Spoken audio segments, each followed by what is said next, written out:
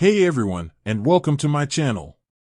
Today, I'm going to be talking about how to transfer money to your Revolut account from another bank. This is a question that I get asked a lot, so I thought it would be a good idea to do a video on it. Before we get started, I want to take a moment to talk about the importance of financial security. Revolut is a great way to manage your money, but it's important to remember that it's not a bank. This means that your money is not insured by the government. If you're looking for a way to keep your money safe, I recommend using a traditional bank account. However, if you're looking for a convenient and easy-to-use way to manage your money, Revolut is a great option. How to transfer money to your Revolut account from another bank. There are a few different ways to transfer money to your Revolut account from another bank. The easiest way is to use the Revolut app. Open the Revolut app. Tap on the Cards tab. Tap on the Add Money button. Select Bank Transfer. Enter the bank account number and sort code of the account you want to transfer money from.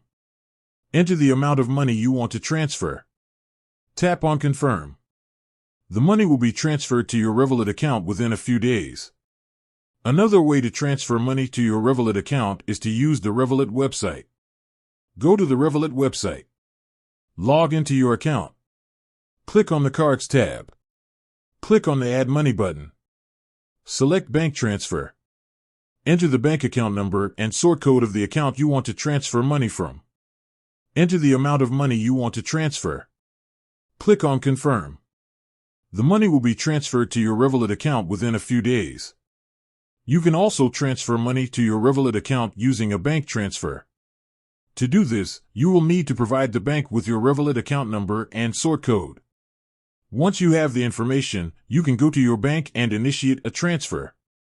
The money will be transferred to your Revolut account within a few days.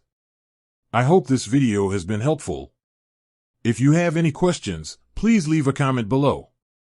With that said, thanks for watching, and until next time.